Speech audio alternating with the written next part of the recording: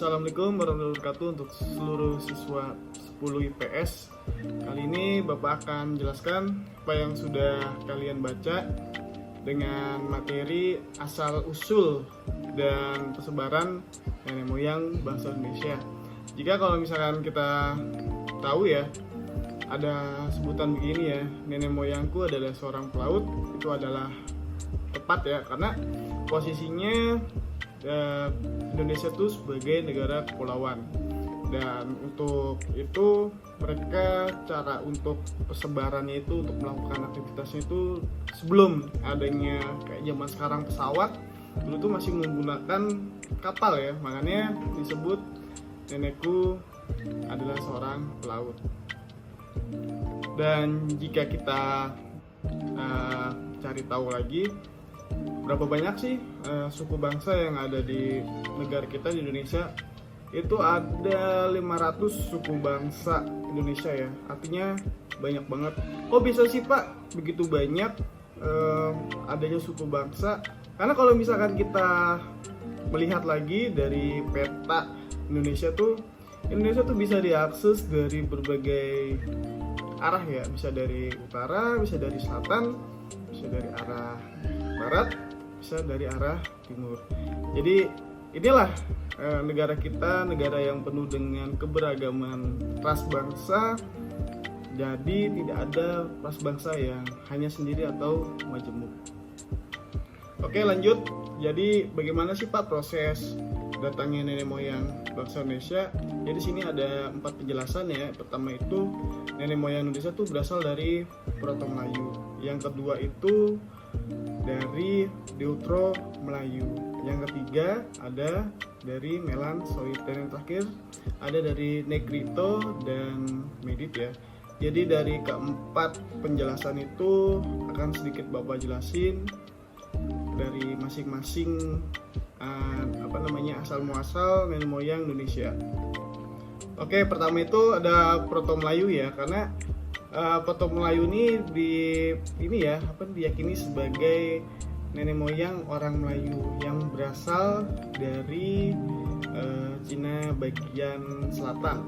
Tahu nggak, Cina bagian selatan itu berbatasan dengan Vietnam ya. Jadi ciri-ciri ras dari Proto Melayu ini mempunyai ciri-ciri rambut lurus, kulit kuning kecoklatan, dan bermata sipit ya kan.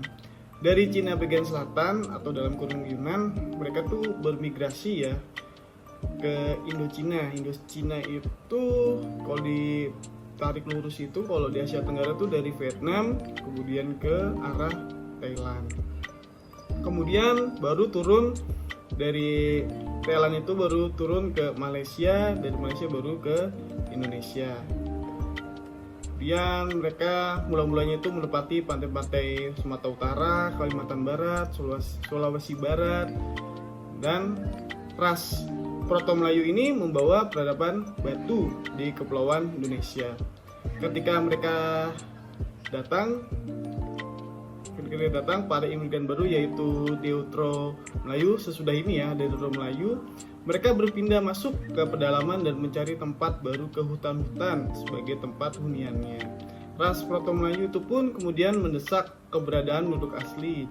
Kehidupan di dalam hutan-hutan menjadikan mereka terisolasi dari dunia luar, sehingga memudahkan peradaban mereka. Penduduk asli dan ras Proto Melayu itu pun kemudian melebur. Mereka itu kemudian menjadi suku bangsa seperti ini ya, diantaranya ada suku bangsa Batak, Dayak, Toraja, Alas, dan Gayo. Kira-kira di sini ada siswa yang berasal dari suku bangsa Batak, Dayak, Toraja, Alas, dan Gayo nggak? Nah, kemungkinan kalau misalkan ada keturunan dari keluarganya yang sudah Bapak sebutkan ya itu ya ras bangsanya, berarti kemungkinan nenek moyangnya adalah dari Proto Melayu. Jadi kehidupan mereka itu yang terisolasi itu menyebabkan ras Proto Melayu itu sedikit mendapatkan pengaruh dari Indianisasi. Maksudnya Indianisasi itu pengaruh dari datangnya berbagai macam kebudayaan yang dibawa oleh bangsa India, seperti adanya agama Hindu dan agama Buddha. Jadi mereka itu ketika mendapatkan peradaban baru itu ketika datangnya bangsa Barat, seperti datangnya bangsa Belanda ya ke Indonesia. Karena keturunan dari bangsa Proto Melayu ini kemudian memeluk agama Nasrani yang jelas disebarkan oleh bangsa Barat, lebih tepatnya oleh bangsa Belanda, Spanyol ataupun Portugis. Oke, sekarang lanjut kita masuk ke dalam penjelasan yang Deutero Melayu ya. Jadi Deutero Melayu itu merupakan ras yang datang dari Indochina bagian utara atau utaranya Vietnam kalau sekarang ya. Mereka membawa budaya baru berupa budaya yang dihasilkan seperti perkakas dan senjata besi di kepulauan Indonesia. Jadi perkakas ini maksudnya kalau misalkan tadi Proto Melayu kan mereka kan membawa budayaan batu ya. Artinya batu tuh belum ada yang namanya perkakas yang berbahan dari logam ya. Jadi bisa disebut bangsa Deutero Melayu itu lebih tinggi peradabannya dibandingkan dengan Proto Melayu ya, karena jelas ya kalau misalkan kita bandingin batu dan besi itu merupakan dua perbedaan teknologi yang sangat tajam ya. Artinya lebih modern apa yang dibawa oleh bangsa Deutero Melayu. Nah, jadi mereka itu juga bisa membuat perkakas ya. Perkakas tuh kalau sekarang tuh kayak cangkul ya kan, kayak cangkul terus kayak palu, kemudian ada kapak, tapi dibuatnya itu bukan dari batu yang ditajamkan, tetapi dari perunggu ya. Perunggu itu ya masih sama aja ya dengan berbahan dengan besi. Peradaban mereka tuh ditandai dengan keahlian ya mengerjakan logam dengan sempurna. Nah itu ya, jadi peradaban yang dibawa oleh Deutero Melayu itu lebih tinggi dibanding dengan yang lebih tua yaitu Proto Melayu. Dan kemudian perbedaan mereka tuh ke Kepulauan Indonesia tuh dapat dilihat dari rute persebaran alat-alat yang mereka tinggalkan di beberapa kepulauan di Indonesia, yaitu berupa kapak persegi panjang. Dan peradaban ini dapat dijumpai di Malaka, Sumatera, Kalimantan, Filipina, Sulawesi, Jawa, dan Nusa Tenggara Timur. Jadi ini ya namanya tinggal di daerah padat, jadi ada noise suara sedikit ya dari tetangga, nggak apa-apa ya. Dan kita lanjut lagi dalam bidang pengolahan tanah, mereka tuh mempunyai kemampuan untuk membuat irigasi pada tanah-tanah pertanian yang berhasil mereka ciptakan dengan membabat hutan terlebih dahulu. Nah, jadi tahu nggak teknologi irigasi itu? Jadi kalau misalkan kalian pernah melihat sawah, itu kan ada aliran ini, ada got-gotnya ya, Jadi sawah itu nggak bisa jika tidak ada irigasinya. Mengapa? Karena kalau misalkan sawah itu nggak ada irigasinya, ya kemungkinan besar sawah itu ya nggak akan hidup ya, padinya tuh nggak akan tumbuh karena membutuhkan irigasi. Jelas ini adalah kelebihan dari bangsa Deutero Melayu ya, jika dibandingkan dengan Proto Melayu yang belum mengenal yang namanya teknologi irigasi di sawah. Nah, jadi kalau misalkan mereka sudah bisa mengenal teknologi irigasi, artinya pertaniannya tuh lebih maju ya. Dan bisa saja di dalam masyarakat dan teknologi yang dibawa oleh Deutero Melayu ini sudah mengenal yang namanya sawah. Kemudian itu mereka juga di ras Deutero Melayu juga mempunyai peradaban pelayaran yang lebih maju dari pendahulunya, karena petualangan mereka sebagai pelaut dibantu dengan penguasaan mereka terhadap ilmu perbintangan. Nah inilah makanya ada semboyan ya, nenek moyangku adalah seorang pelaut ya, karena ini dari Deutero Melayu, karena mereka tuh sudah mengenal namanya ilmu pengetahuan tentang rasi bintang ya. Jadi sebelum adanya, kalau zaman sekarang kan ayo nongkrong kemana, ayo Sherlock kan datang kan. Nah itu kan sebagai navigasi zaman sekarang ya, yang paling modern. Kalau misalkan dulu tuh ketika bangsa Deutero Melayu itu melakukan pelayaran, kok bisa sih Pak nggak nyasar? Padahal kan belum ada kompas, ya kan? Karena kompas itu adanya di masa mendatang ya. Karena mereka tuh sudah mengenal namanya tahu tentang rasi bintang. Jadi ada beberapa bintang di langit yang mengarahkan suatu tujuan. Jadi mereka tuh bisa kemana aja, tetapi dia juga bisa tahu arah pulangnya ya, karena sudah mengenal dari rasi bintang itu. Dan jadinya mereka juga ini ya lebih maju ya, karena apa yang sudah dikuasai dalam ilmu navigasi dan ilmu perbintangan. Jadi karena mereka unggul dari laut ini, ilmu dari navigasi laut ini, jelas ya perpindahan ras Deutero Melayu juga menggunakan jalur perairan laut. Sebagian dari ras Deutero Melayu ada yang mencapai kepulauan Jepang, bahkan kelak ada hingga sampai ke Madagaskar. Madagaskar tuh di sebelah timurnya, di sebelah timur Afrika. Kedatangan ras Deutero Melayu di Pulau Indonesia tuh makin lama semakin banyak. Mereka pun kemudian berpindah mencari tempat baru ke hutan-hutan sebagai tempat hunian baru. Pada akhirnya Proto dan Deutero Melayu membaur. Ini ketemu nih peradaban yang lama dan peradaban yang baru, yaitu Proto Melayu dan Deutero Melayu itu akhirnya membaur dan menjadi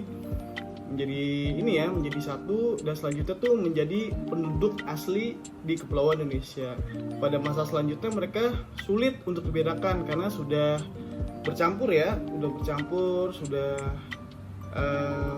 ras, adanya praktik perkawinan, jadinya banyak percampuran antara ras dari perkawinan itu, sehingga Proto Melayu itu adanya tuh meliputi dudukan duduk di Gayo dan Alas di Sumatera bagian utara, serta Toraja di Sulawesi. Sementara itu semua penduduk di Kepulauan Indonesia kecuali penduduk Papua yang tinggal di sekitar pulau-pulau Papua adalah ras Deutero Melayu. Jadi kalau Proto Melayu itu kebanyakan di di Gayo, di Alas, artinya di bagian Sumatera Utara lah. Kemudian hampir semuanya itu berasal dari Deutero Melayu kecuali Papua ya. Papua itu nanti akan dijelaskan di penjelasan Melansoid ya. Oke, lanjut sekarang ke bagian yang ketiga ya, yaitu dari Melansoid ya. Jadi ras lain yang juga terdapat di Kepulauan Indonesia adalah ras Melansoid. Mereka tuh tersebar di Laut Pasifik, di pulau-pulau yang letaknya di sebelah timur Irian dan benua Australia. Jadi di Kepulauan Indonesia tuh mereka tinggal di Papua sekarang ya, bersama dengan Papua Nugini dan Bismarck, Solomon, New Caledonia dan Fiji. Mereka tergolong rumpun Melansoid. Menurut Dal Joni tuh suku bangsa Melansoid itu sekitar 70% menetap di Papua, sedangkan 30% lagi tinggal di beberapa kepulauan di sekitar Papua dan Papua Nugini.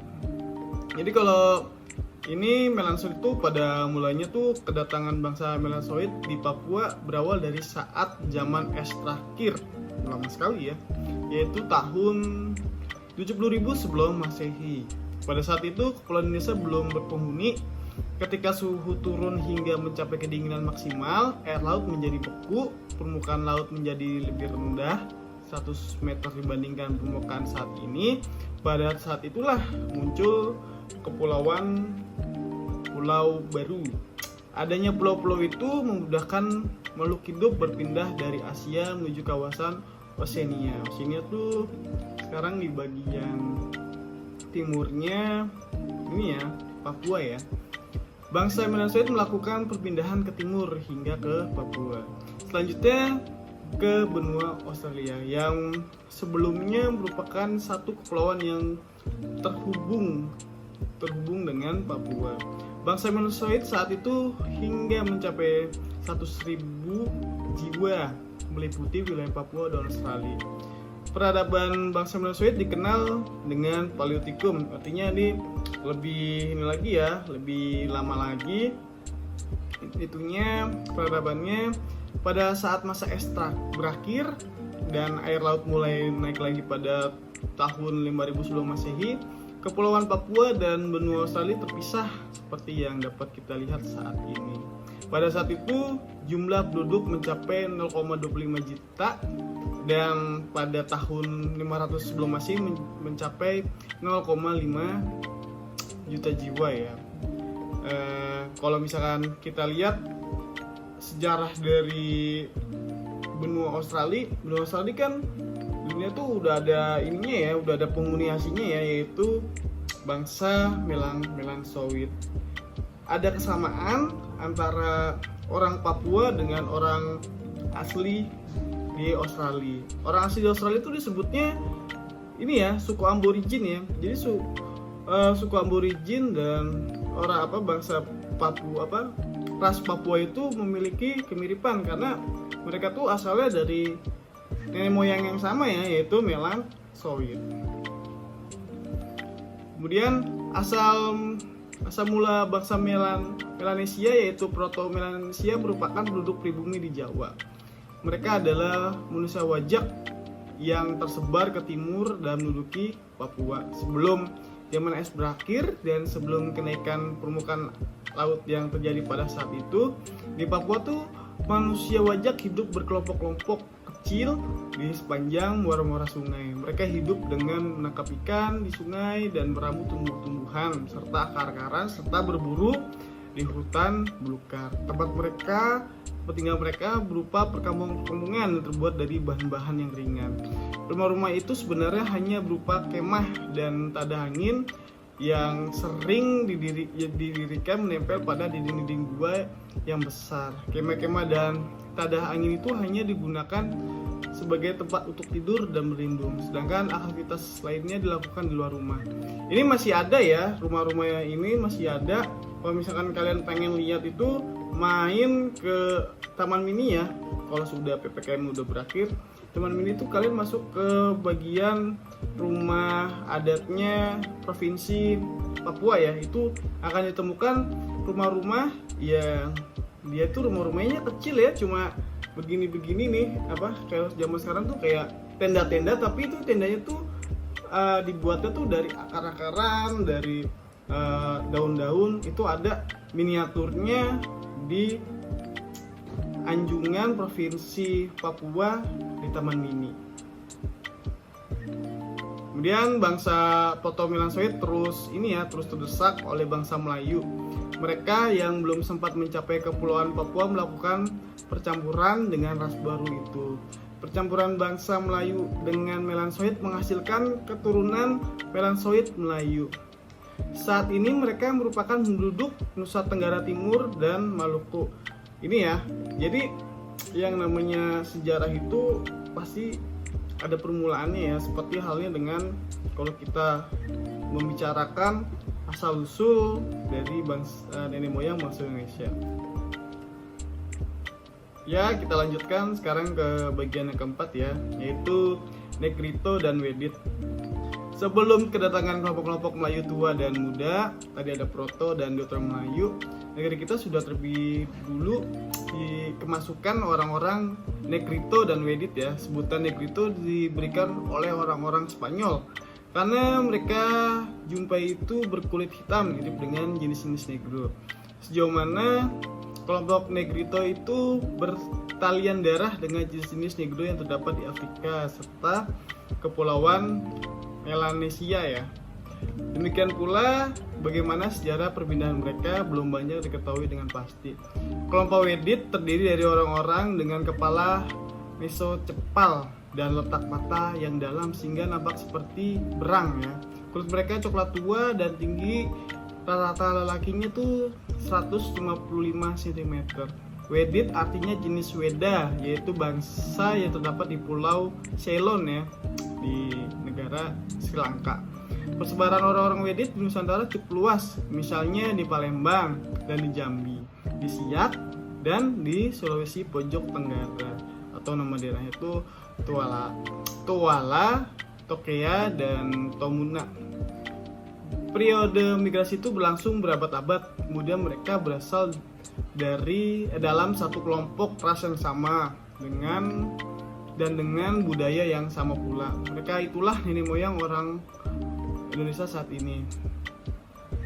Sekitar 170 bahasa yang digunakan di Kepulauan Indonesia adalah bahasa Austronesia atau Melayu Polinesia. Bahasa itu kemudian dikelompokkan menjadi dua oleh Sarasin, yaitu bahasa Aceh dan bahasa-bahasa di pedalaman Sumatera, Kalimantan, dan Sulawesi.